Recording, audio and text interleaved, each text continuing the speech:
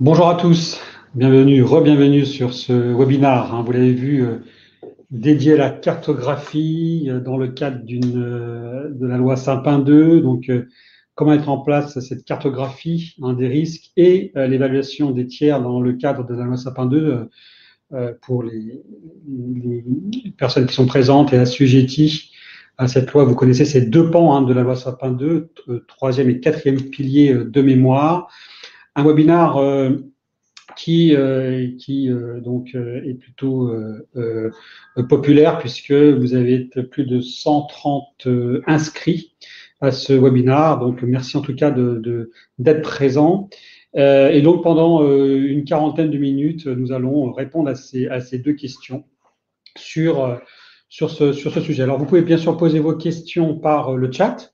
On les prendra au fil de l'eau. On essaiera, si c'est en lien avec les sujets abordés, on y répondra avec plaisir.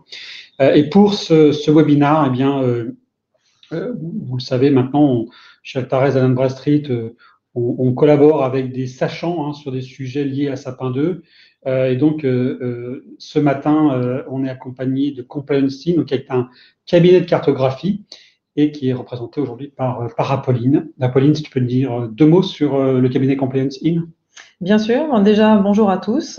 Donc, mon nom est Apolline Buchler. Je suis la fondatrice et la présidente d'une start-up qui s'appelle Compliance In. Alors, pourquoi cette start-up? Moi, j'ai travaillé 17 années dans le domaine bancaire et financier, dont 12 ans chez Société Générale, où j'ai été pendant plusieurs années la directrice de programme de mise en œuvre de la cartographie des risques de non-conformité pour le groupe, donc sur l'ensemble des métiers du groupe, qu'il s'agisse aussi bien de banque d'investissement, banque de détail, privée, etc. Voilà, donc c'est un sujet que je connais particulièrement bien et mon objectif, c'est effectivement d'exporter un savoir-faire qui vient du secteur bancaire et financier qui est régulé depuis de très nombreuses années, particulièrement sévèrement sur ces sujets de conformité, et donc d'exporter ce savoir-faire vers tous les secteurs d'activité en proposant non seulement une solution SaaS de cartographie des risques qui est simple, intuitive et qui intègre les recos des régulateurs, et en accompagnant les entreprises avec du conseil également et des formations. On en parlait juste avant de lancer ce webinaire, des solutions SaaS sur la cartographie. On verra ça en juillet, tu le disais. Néanmoins, on va regarder cet agenda. Avec d'abord, on va reparler très rapidement des 8 piliers de Sapin 2, qu'on soit tous d'accord sur le sujet. Apolline abordera donc cette partie cartographie, vous allez voir, avec des exemples, des dashboards, des choses comme ça. Et puis surtout, les fameuses questions que vous vous posez tous, que vous nous posez lorsqu'on vient vous rencontrer pour l'évaluation des tiers, c'est surtout comment mettre en place cette cartographie. Je vous avoue que chez Altares, évidemment, nous rencontrons beaucoup d'entre vous, beaucoup d'entreprises assujetties à Sapin 2, que l'évaluation des tiers, donc la partie que propose Altares Dun & Bradstreet, elle est évidemment liée très fortement à la cartographie, ce troisième pilier, et que nous rencontrons, lorsqu'on vous écoute, eh bien, une certaine, vous demandez beaucoup plus d'informations sur comment mettre en place cette cartographie, quels critères prendre en compte. On en parlait avant de lancer ce webinaire avec Apolline, entre les recommandations de l'AFA d'une part, ce que dit Charles Duchesne sur les différents événements, et puis la mise en place opérationnelle de cette cartographie, qu'est-ce qu'il faut faire. Elle est très importante, cette cartographie, parce que vous le savez, elle va définir le volume de tiers que vous allez donc envoyer dans les solutions d'Altares pour ensuite faire cette évaluation des tiers. Chose intéressante, on l'abordera également dans la partie cartographie, on en parle avec Apolline, c'est que il y a donc un retour entre le quatrième et le troisième pilier. Une fois que votre évaluation des tiers est faite, Apolline, peut-être tu préciseras cela, c'est qu'il est intéressant d'utiliser les résultats de l'évaluation pour affiner la cartographie, donc une étape, un parcours du quatrième vers le troisième pilier, tout ça même sur un mouvement systémique entre ces deux piliers. Bon, on va commencer sur le webinaire, et puis la dernière partie, on verra comment cette évaluation des tiers peut être faite dans une des solutions que propose Altares. Alors, les 8 piliers, très rapidement, je les ai rapidement tous faits. Troisième pilier, cette cartographie. Le quatrième sur la procédure d'évaluation des tiers. Altares Anambra Street, nous participons à plusieurs événements, nous en organisons. Ce qu'on remarque, et ce que s'y confirme Charles Duchesne de l'AFA, c'est que la plus grande difficulté, selon vous, hein, c'est cette mise en place de ce troisième et quatrième pilier. Je ne dis pas que le reste est facile à faire, notamment le cinquième, hein, sur les procédures de contrôle comptable, hein, analyser vos écarts dans votre comptabilité, c'est un sujet assez intéressant. Il y a des acteurs aussi qui font ça d'ailleurs. Mais on nous rend compte que ce troisième et quatrième pilier vraiment bloque votre mise en place de Sapin 2. Là aussi, il y a un pourcentage qui circule, qui a été plus ou moins vérifié, mais 6% des assujettis à Sapin 2 nous disent qu'ils ont totalement mis en place les 8 piliers. On a arrondi à peu près à peu près à 10%, et 30%, 31% précisément des assujettis ont commencé à mettre en place les différents piliers avec des niveaux d'évolution, de mise en œuvre différents, et notamment sur la cartographie et l'évaluation des tiers. C'est pour ça que ce matin, on se voit tous sur ce sujet qui est bien sûr passionnant. Apolline, je te laisse la main sur cette cartographie. Merci Laurent. Alors, l'idée, c'est de vous donner un petit peu les grandes lignes sur ce sujet de la cartographie des risques. Alors, sans doute, plusieurs d'entre vous connaissent les recommandations de l'Agence française anticorruption sur le sujet de la cartographie des risques. Alors, cette agence donne un certain nombre de recommandations plus ou moins précises. Donc, l'idée, ça va être un petit peu de les reparcourir avec vous. Alors déjà, un rappel de la cartographie des risques. Qu'est-ce que c'est la cartographie des risques? C'est un dispositif de conformité qui doit vous permettre déjà d'identifier vos risques, de les évaluer, de les hiérarchiser. Alors qu'est-ce que ça veut dire hiérarchiser? On va le voir, hein, ça veut dire les positionner et puis les prioriser aussi les uns par rapport aux autres. Et quand on parle d'un seul risque, qui est celui de risque de corruption, ça va être également quand vous allez déployer votre cartographie des risques au sein de votre organisation, ça veut dire identifier au sein de votre organisation des directions, des métiers, des processus, selon la façon dont vous allez le faire, qui vont être priorisés dans cette cartographie des risques. Et puis, il va s'agir également de gérer les risques. Voilà. Donc, les objectifs, faire cette identification, évaluation, hiérarchisation et gestion des risques. Pourquoi on fait ça?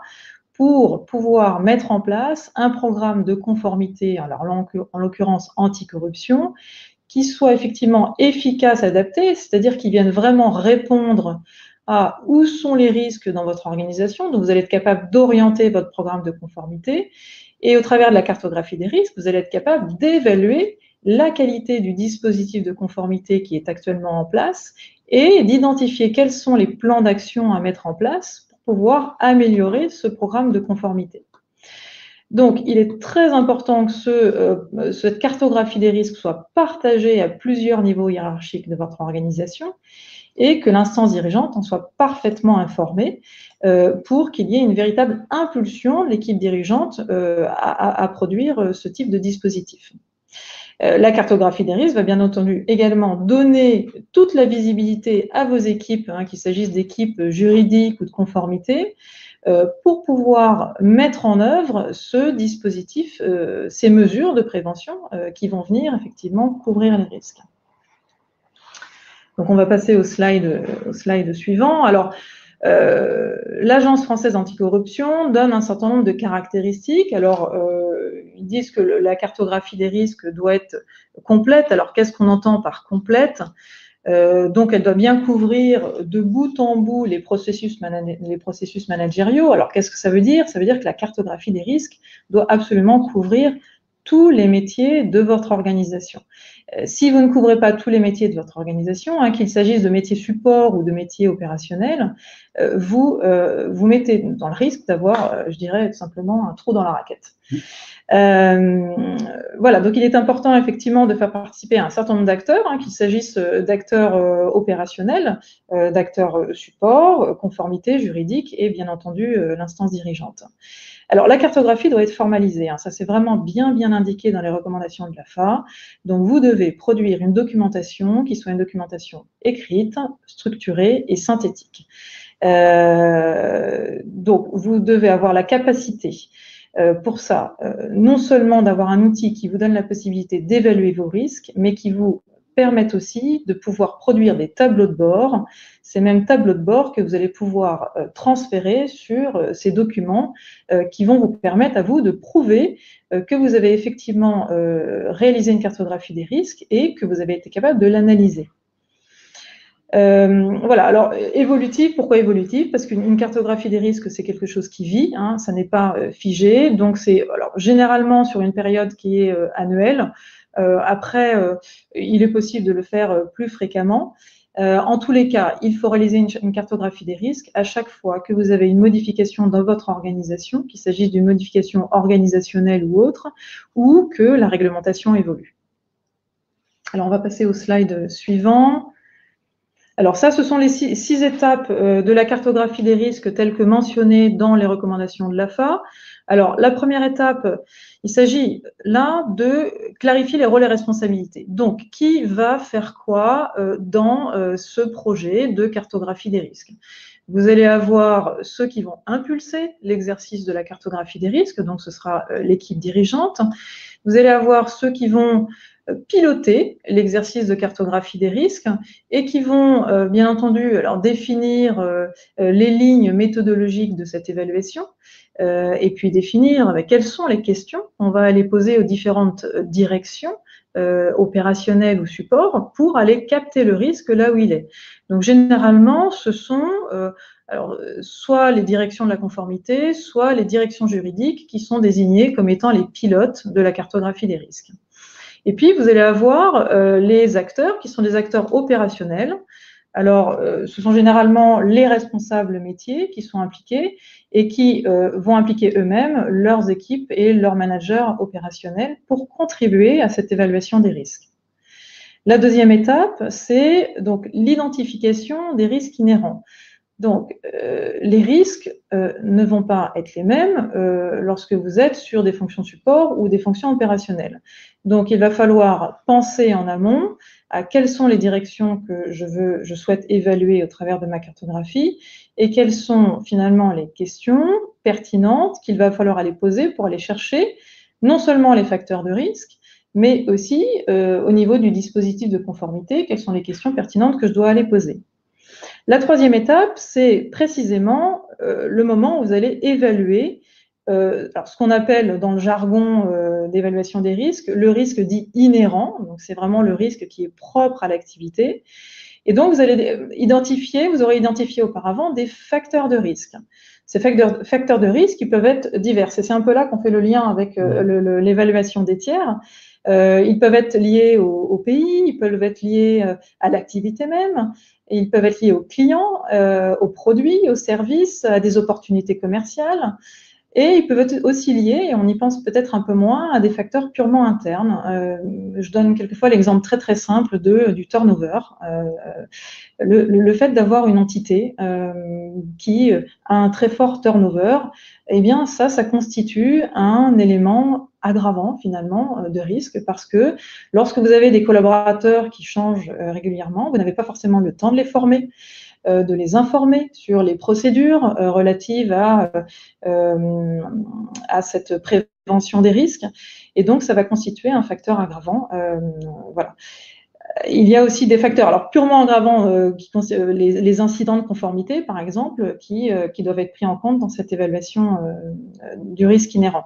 Alors, c'est là que rentre la partie évaluation des tiers, puisque dans le risque inhérent, on prend en compte le niveau de risquicité du portefeuille de clients et du portefeuille de fournisseurs, d'intermédiaires, apporteurs d'affaires, etc. Et donc, c'est là que est le lien complet entre la cartographie des risques et l'évaluation des tiers. On le disait en introduction, certains d'entre vous sont arrivés après, mais cartographie, donc pilier 3, évaluation des tiers, pilier 4 de Sapin 2, eh bien, ce que confirme Apolline, c'est que dans ces risques, vous allez pouvoir intégrer les résultats de l'évaluation des tiers, donc de ce quatrième pilier, dans la cartographie pour affiner celle-ci qui a été faite auparavant. C'est bien ça, hein? Tout à fait. Okay. Ouais. Je vois qu'il y a des questions. Oui. Je laisse Apolline finir cette partie-là. Et puis, il y a 2-3 questions, on va les prendre. Mais on va finir là-dessus. Pour terminer sur ce slide, la quatrième étape, bon, c'est simplement, une fois qu'on a évalué le risque inhérent, c'est une très belle étape de franchie, mais elle n'est pas suffisante. Il va falloir évaluer maintenant l'efficacité et l'adéquation de votre dispositif de conformité. Vous avez déjà en place des éléments de gouvernance, des procédures, des politiques, des formations, des processus, des outils. Et donc, il va falloir évaluer finalement, eh bien, est-ce que ce dispositif actuellement me permet de couvrir les risques tels que je les ai identifiés et tels que je les ai évalués, ou est-ce qu'il va falloir que je mette en place des actions pour l'améliorer? Donc, la cinquième étape, c'est ce moment où vous allez mettre en regard votre niveau de risque inhérent et, je dirais, la qualité du dispositif de conformité.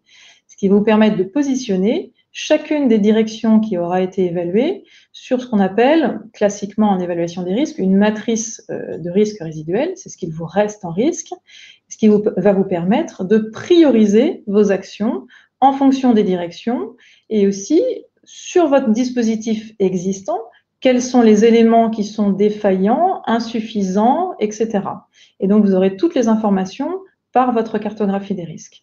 Et enfin, la sixième étape, c'est la formalisation. On en a déjà parlé, donc oui. Je vais pas repréciser sur ce point-là. On a 2 questions. Donc, Houssine qui nous demande, est-ce que le département de l'audit interne peut être considéré comme propriétaire de ce projet? Toi, Pauline, sur les projets que tu gères sur la partie cartographie, tu as qui en face de toi? Nous, au niveau de l'évaluation des tiers, on a bien sûr le compliance manager, la partie juridique. Soit c'est un projet, si ce sont des tiers clients, on a une direction commerciale, des tiers fournisseurs, une direction achat, bien sûr l'IT pour intégrer nos solutions dans des solutions existantes, etc. Toi, la partie audit interne, c'est les gens que tu vois? Alors, l'audit interne fait effectivement partie de la cartographie des risques. La cartographie des risques est généralement pilotée par la direction juridique ou la direction de la conformité. Les acteurs contributeurs, je dirais, de la cartographie sont les directions opérationnelles et les directions support. Alors, l'audit, comment il participe en fait? Lorsque vous évaluez votre partie dispositif de conformité, il est important d'intégrer des éléments d'audit. Lorsque vous évaluez la partie contrôle, on prend non seulement en compte les contrôles, ce qu'on appelle de premier niveau, donc les contrôles opérationnels, les contrôles également de second niveau, qui sont généralement sur cette partie-là réalisés par la direction de la conformité. Et puis, ce qui est important, c'est d'intégrer des éléments d'audit. Alors, il ne s'agit pas d'évaluer l'audit en lui-même. Simplement, le fait qu'une direction ait reçu un audit et qu'il y ait eu des recommandations qui aient été faites sur ce dispositif de conformité constitue des éléments aggravants de l'évaluation du dispositif de conformité. Donc, les éléments d'audit sont intégrés dans la cartographie. Atman nous demande si on a des exemples de cartographie. Oui, je crois qu'il y a dans les slides suivants, on a des exemples qui ont été créés par Compliance In. Des choses assez graphiques. On continue. Alors, là, je ne vais peut-être pas m'étendre très longtemps sur ce point-là parce qu'on en a déjà parlé. Alors, 3 niveaux d'acteurs principaux, l'instance dirigeante, le responsable de conformité ou juridique et les responsables métiers, chacun ayant un rôle précis dans ce processus de cartographie des risques. Il est absolument essentiel au départ que vous ayez une impulsion de votre direction, de l'instance dirigeante. Vous ne pourrez produire aucune cartographie des risques pertinente si au départ, vous n'avez pas l'impulsion de la direction. Maintenant, le pilote, c'est le responsable de conformité. Les responsables métiers contribuent à cet exercice. Il est important qu'ils puissent valider aussi la cartographie des risques pour leur périmètre de responsabilité et qu'ils puissent comprendre pourquoi eux, en tant que responsables métiers, ils contribuent à ce genre d'exercice. Donc, il y a toute une phase de sensibilisation aussi qui est extrêmement importante. Aujourd'hui, l'exercice de cartographie des risques est vu comme un exercice beaucoup trop administratif et il ne doit pas l'être parce que au quotidien, les responsables métiers qui doivent déployer au sein de leurs entités un dispositif de conformité, s'ils sont bien impliqués dans la cartographie des risques, eh bien, ils vont comprendre pourquoi ils doivent déployer ce dispositif et ils vont être d'autant plus pertinents et efficaces dans ce déploiement si eux-mêmes ont compris pourquoi ils contribuent à ce genre d'exercice. Ils vont pouvoir expliquer à leur manager opérationnel, eh bien, voilà, moi je vous demande de mettre en place telle procédure liée à la lutte anticorruption, eh bien on fait ça parce que nous contribuons aussi, nous, à cet exercice et que c'est demandé par la direction de la conformité et que notre contribution à nous, c'est pour notre direction, mais tout le monde y participe. Voilà, et donc c'est un processus remontant aussi. Une fois que les directeurs opérationnels ont participé, l'information remonte au niveau du responsable de conformité, qui a lui là une vision globale finalement de la répartition des risques au sein de l'organisation et une vision globale de la qualité du dispositif. Et il va pouvoir orienter ses actions de façon pertinente. On a une chose sur la partie évaluation des tiers. Alors là, c'est un slide qui provient des documents de l'AFA. Je me suis permise de le mettre parce que il y a des entreprises qui nous posent la question, c'est mais comment je fais mon évaluation des risques? Est-ce que je dois la faire par direction?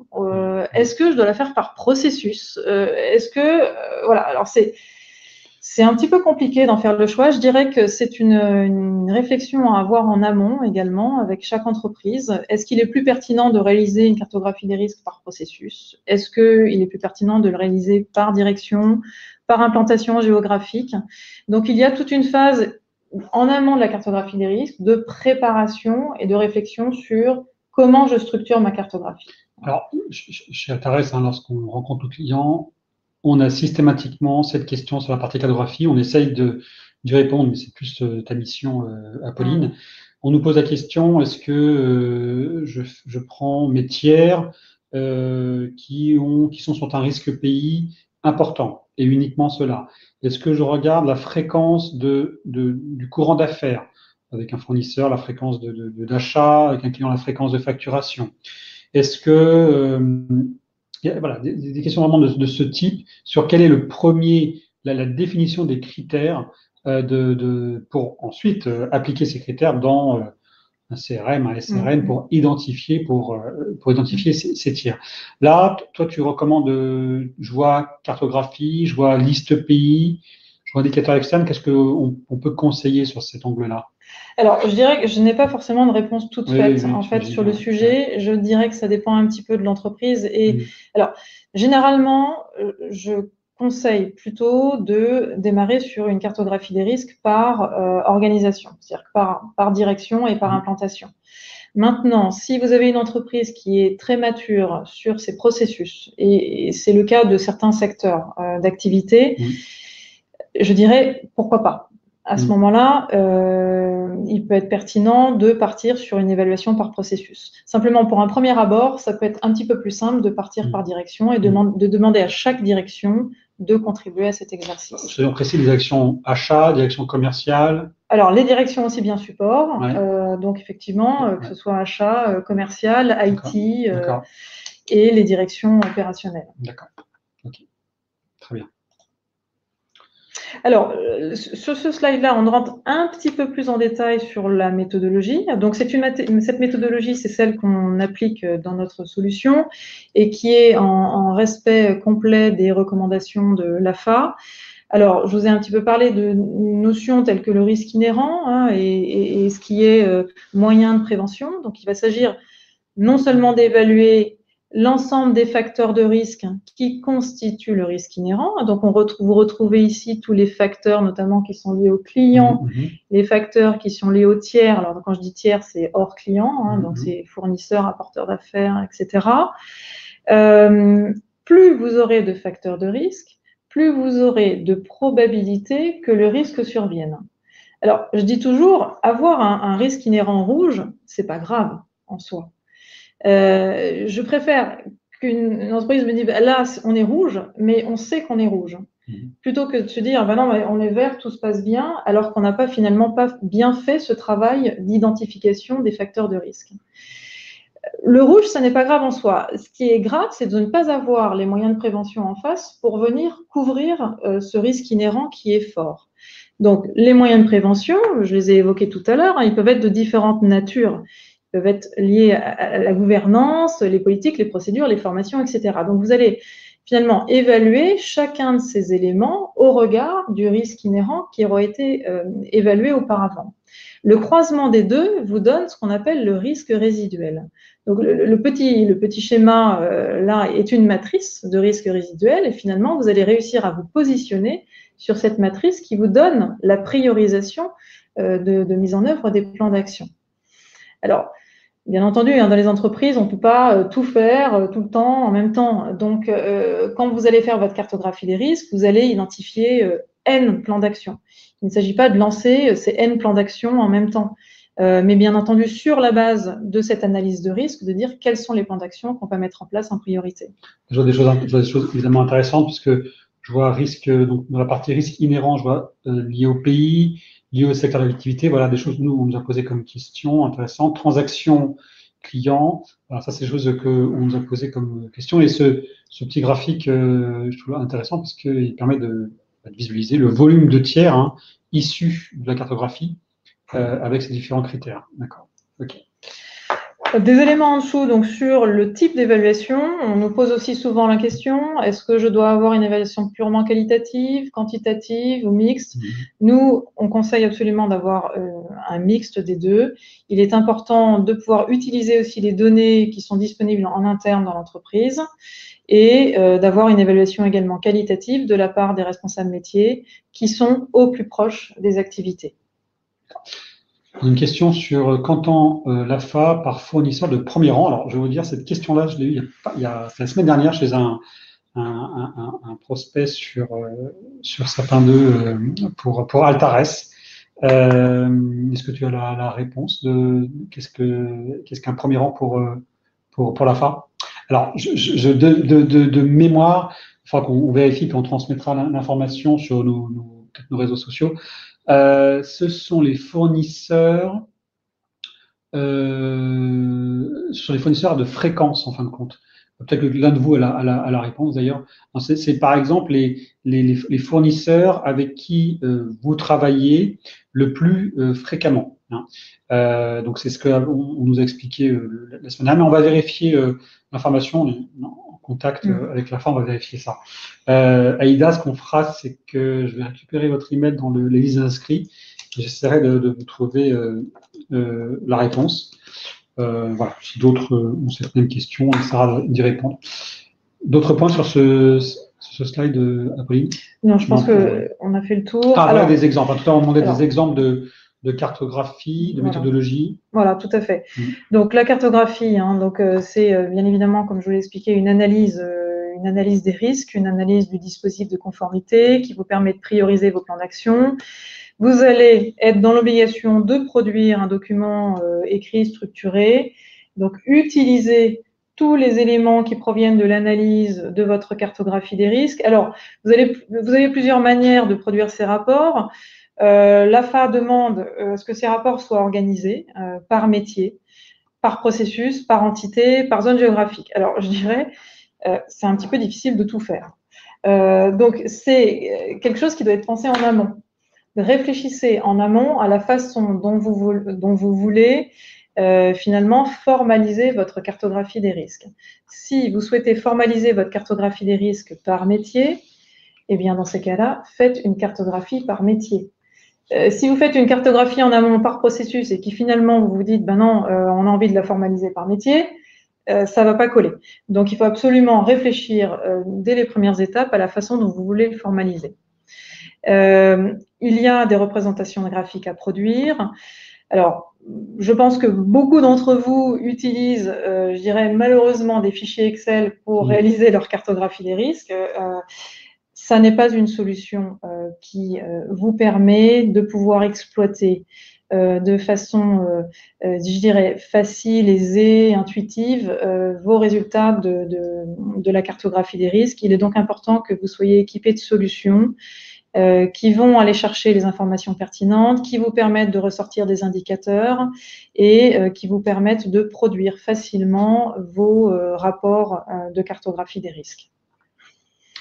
On a une question d'Olivier. On est là, ça de répondre vers la fin, si vous voulez, Olivier. Je sais juste qu'on avance sur cette solution-là. On va regarder justement la solution. Il nous dit alors, une question de Ziani. Avez-vous des noms de logiciels? Alors, j'imagine sur la cartographie, c'est justement le travail que fait Compliance In, hein. On pourra peut-être en reparler juste à la fin, mais c'est vrai que Compliance In avait habilité à proposer une solution de cartographie donc en mode SaaS, à l'instar justement de ce que vous voyez à l'écran, d'InDuty, hein, qui est la solution SaaS d'Altares pour bien justement faire tout ce qui est évaluation des tiers.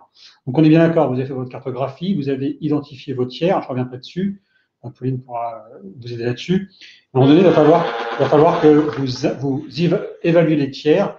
Pour ceux qui nous connaissent maintenant, on couvre l'ensemble de ces étapes. Alors, on parle toujours d'étapes, hein, les 8 piliers, les 6 étapes de la cartographie, les 8 étapes de l'onboarding. On est un petit peu désolé sur ce processus. Mais néanmoins, c'est assez normé. Donc, il faut que tout ça soit bien normé. Une fois que vous avez fait votre cartographie, vous allez très simplement uploader votre liste de tiers, hein, sous une plateforme web. J'ouvre une parenthèse, vous avez déjà risque pays et risque activité. Tout à l'heure, Apolline en parlait. Vous uploadez votre liste de tiers issus de votre cartographie. Et puis, vous avez des éléments très simples, hein. Vous pouvez lancer la due deal en un clic. Enrichissement, les BE, les dirigeants, les personnes qui ont des mandats dans l'entreprise. Et puis, hop, vous allez lancer le screening ou le criblage, je vois ce terme de plus en plus, pour avoir un score de compliance qui est issu de calcul de différents indicateurs. Pays, activité, on en parlait, mais PEP, personnes exposées politiquement, presse négative et sanctions. Donc là, vous allez avoir sur ce genre de solution, eh bien, votre score de compliance par tiers qui est issu de votre cartographie. Petite cerise sur le gâteau, si j'ose dire, vous pouvez exporter le tout dans Excel pour éventuellement remettre tout ça dans une plateforme de cartographie pour affiner celle-ci. Hein. On a encore les faux positifs, bien sûr, il faudra les gérer. Oui, j'ai oublié de le dire, mais il faut bien sûr gérer les faux positifs avant d'avoir un score de conformité finalisé. Bon, c'est la partie un peu contraignante, mais avec des bons triggers, on peut paramétrer ça. Vous voyez, on peut paramétrer vraiment les listes de sanctions que vous voulez prendre. On peut paramétrer le fameux indice de confiance du match, le fusil match, pour vraiment affiner tout ça. Néanmoins, je ne veux pas forcément faire l'article sur cette solution-là, mais vous voyez un peu le principe. C'est vraiment un lien intéressant entre cartographie et évaluation des tiers sur des outils hyper graphiques, hyper simples, oui, bon, mais qui demandent néanmoins de la préparation. On a quelques questions. Donc, Ziani, avez-vous des noms des logiciels sur la cartographie? Franchement, regardez ce que fait Apolline et Compliance In. Et sur la partie évaluation des tiers, on a cette solution, hein, InDuty, qui est maintenant sur le marché depuis quelques temps, par Altares. Baïja, j'ai bien vu votre question. Avec plaisir, on va vous transmettre des informations sur InDuty. C'est un peu notre mission également. On a une question, d'Olivier. Je reprends votre question, Olivier. Pourquoi ce type de travail, j'imagine la cartographie, est souvent perçu comme une contrainte externe et imposée? Bienvenue dans la compliance, je veux dire. Non, mais c'est une excellente question. C'est vraiment, vous mettez le doigt sur un point très important. Effectivement, ces exercices sont souvent vus comme quelque chose d'imposé, de très lourd, de très long, de particulièrement fastidieux et pour lequel les personnes ne voient pas forcément finalement le résultat de leur contribution. Donc, je dirais que ces exercices doivent être accompagnés de tout un ensemble de formations, de sensibilisation aussi, pour que chacun comprenne pourquoi il contribue à cet exercice. Alors, non seulement parce qu'il est obligatoire, mais il est obligatoire, certes, pour répondre au régulateur et éviter d'avoir des sanctions, mais il est surtout très important pour l'entreprise parce que ça protège l'entreprise d'un certain nombre de risques que s'ils surviennent, malheureusement, peuvent avoir des conséquences quelquefois lourdes, aussi bien en termes de réputation, aux sanctions, que ce soit financières, pénales, administratives, mais également toutes ce qui est indirect, donc la perte de confiance des clients, des fournisseurs, des investisseurs. Et on oublie souvent, je trouve trop, les collaborateurs eux-mêmes de l'entreprise, pour qui il est quand même important aussi, lorsqu'ils contribuent dans leur quotidien à la réussite de leur entreprise, de savoir que leur entreprise aussi met en œuvre des choses pour lutter contre ces risques tels que la corruption. Je vais juste compléter ça avec Olivier, que ce soit le troisième ou le quatrième pilier est vécu comme une contrainte externe et imposée.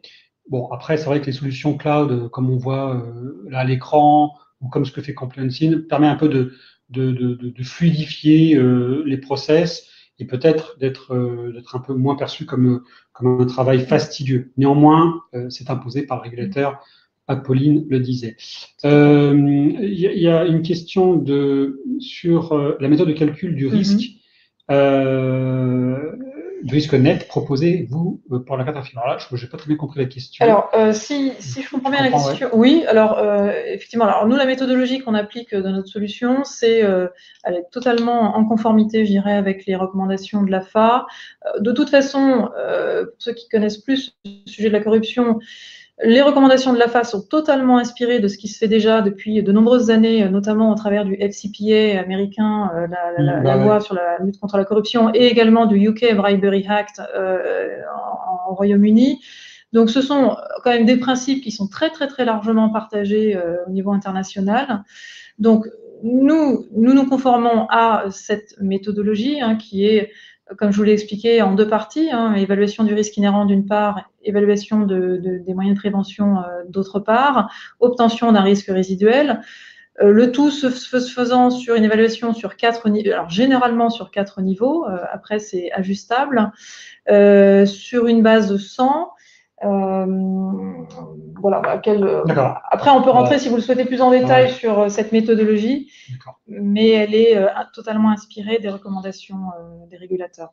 Alors Leïla, concernant le screening des personnes morales, quelles sont les attentes de l'AFA en matière d'éventuel screening des bénéficiaires effectifs? Alors là, sur le site de l'AFA, il y a tout un pan sur le quatrième pilier, donc l'évaluation des tiers, et il est vraiment précisé que vous devez screener plusieurs personnes physiques. Alors bien sûr, les dirigeants, les actionnaires, dans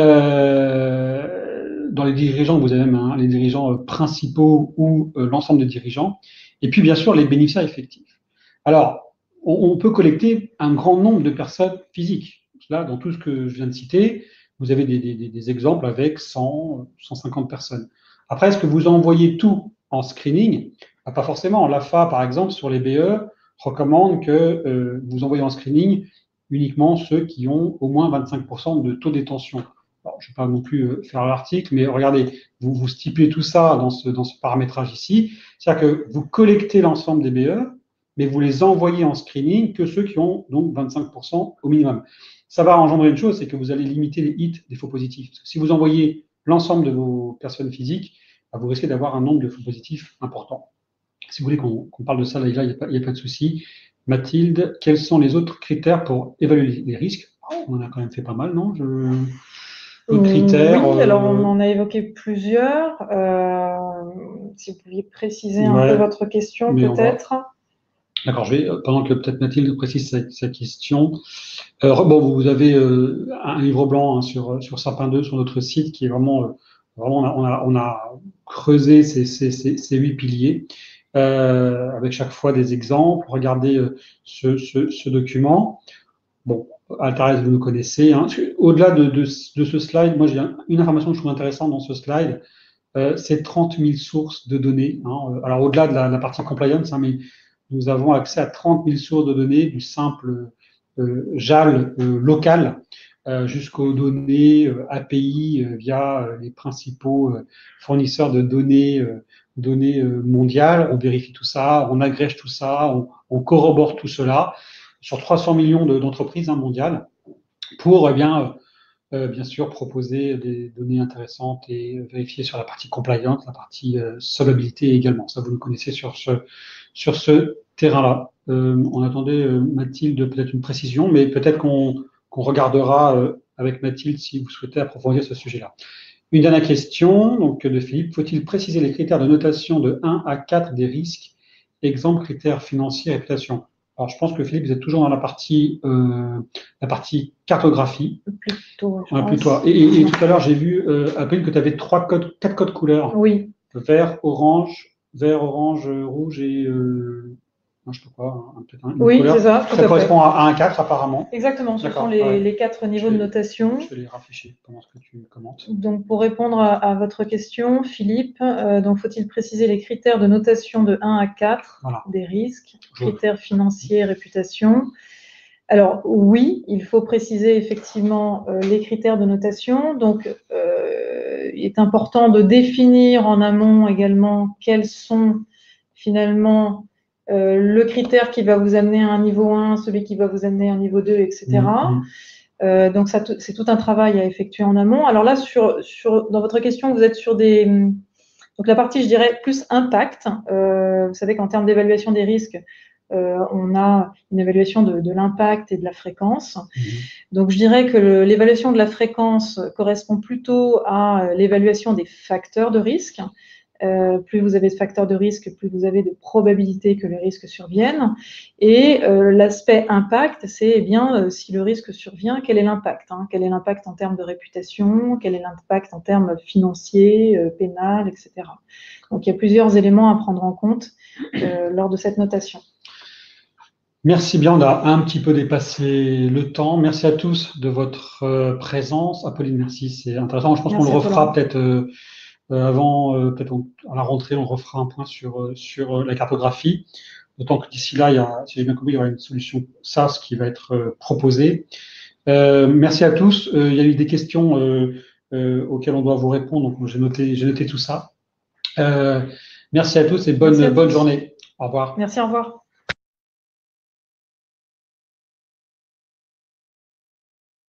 Oui, excusez-moi, bien sûr, hein, le support va vous être envoyé, le replay va vous être envoyé. Bon, ça, on fait ça à chaque fois pour ceux qui nous suivent sur nos webinaires. Ah, Fanny, précisez votre question, Fanny, et j'y réponds avant de clore le webinaire. Ah non, c'est bon, ok.